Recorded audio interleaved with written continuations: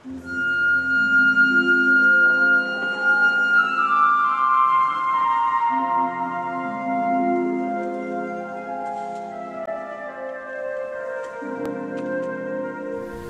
I'm Molly and I'm standing at the source of the River Severn. I'm in Plynlimmon, 605 metres above sea level and 2,000 feet up in the Cambrian Mountains in Wales. The River Severn is the longest river in England and Wales, and we are going to follow it downstream until at 83 miles it reaches Shrewsbury and the Shrewsbury Weir.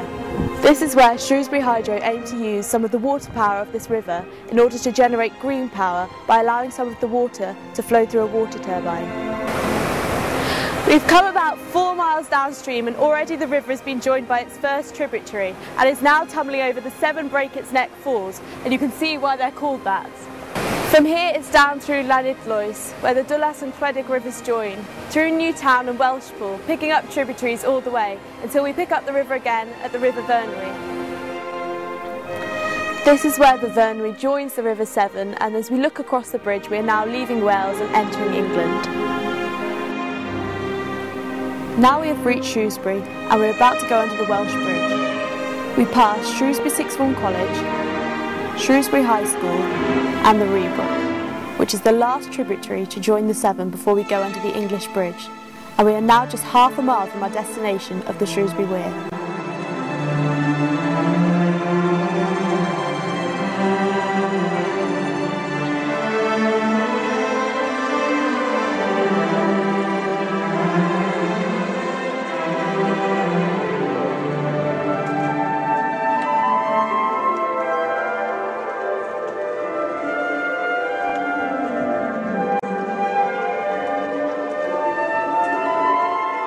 Well, here we are at the weir. We can put a turbine either side of the river, but there's a car park this side, and during the fishing season there are lots of people fishing here, and also we tie up our boats here. So let's go across to the other side of the river and see what there is. So here we are on the south bank. It looks a pretty good place to install a water turbine. We can divert some of the water from the river and let it flow through the turbine before it rejoins the river below the weir. So does this make sense? Over to Holly for the physics. If you're going to use the river to generate power, then you need a fall in the water level. This is so you can use the stored gravitational potential energy of the water to power the turbine. Basically, river flow times head times gravity equals energy, which therefore equals power. Here we've got a good flow of water and a reasonable head. That is the difference in the water level above and below the turbine.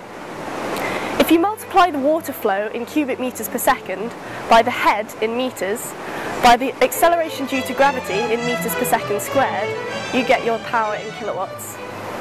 So say we've got a flow of 25 cubic metres per second and a head of 2 metres, multiplying this by 9.81 gives us nearly 500 kilowatts of power.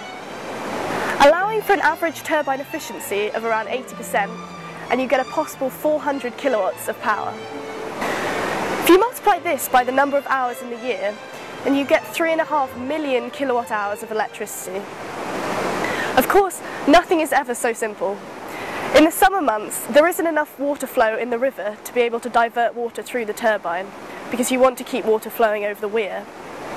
And when the river is really in flood, the head is lost because the water can't get away quick enough below the weir. Fortunately, there's a lot of time in between, and the experts tell us we should expect to get between 1.5 and 2 million kilowatt hours of power generated. This would be enough electricity to power 350 houses. So what does this mean financially? Hi, I'm Ben, and I work at Shrewsbury Sixth Form College. And what we really need to consider is this: how financially viable is the installation of a water turbine alongside Shrewsbury Weir? And if it is financially viable, why has this not been done already? Here are two possible reasons. The availability of relatively cheap power in the UK, generated by burning gas, coal and oil in the larger power stations like Ironbridge, have meant that up until now, a hydro scheme has not been considered feasible here in Shrewsbury. In addition, we've also had gas pipelines bringing in North Sea gas to heat our homes. However, two things have changed. First, our natural resources are down. Production of North Sea gas last year was almost half of what it was 10 years ago, and now 40% of our gas is imported. This is serious, because not only is the gas used to heat our homes, but it is also burnt in the power stations to generate almost half of our electricity. Secondly, we are becoming more aware of climate change issues, and we are desperately trying to reduce our carbon emissions.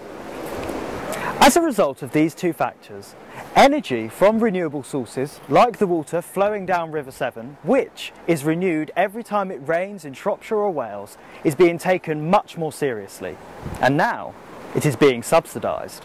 Last year, the introduction of feed-in tariffs provided a guaranteed base price for electricity generated from renewable sources, and it is this which now makes the installation of a hydro scheme here in Shrewsbury financially viable. The feed-in tariffs last for 20 years, during which time the capital costs of the scheme are repaid. This enables competition with the big power stations on price without a subsidy, because there are no fuel costs to consider. The water is free and the turbine lasts a very long time. So the future should be encouraging. I'll now pass you on to Jamie, a student at Shrewsbury Sixth Form College, who will discuss the climate change aspects of the hydro installation at Shrewsbury Weir. If the feed-in tariffs now make it possible for a hydro scheme in Shrewsbury, that'd be great news for the environment. Because we'll just be using water to drive the turbines to generate the electricity, there'll be no CO2 emissions. We can compare this with Ironbridge Power Station, not far from here, who for every 1,000 kilowatt hours of electricity they produce, they generate somewhere in the region of 1 tonne of CO2 gas, which is then pushed into the environment. The national average for CO2 production in power stations in the UK is almost half a tonne of CO2 gas produced for every 1,000 kilowatt hours of electricity. If Shrewsbury Weir can generate somewhere in the region of 1.5 to 2 million kilowatt hours of electricity every year, we'll be able to save almost 1,000 tonnes of CO2 gas going up into the environment. That would be a huge achievement for Shrewsbury.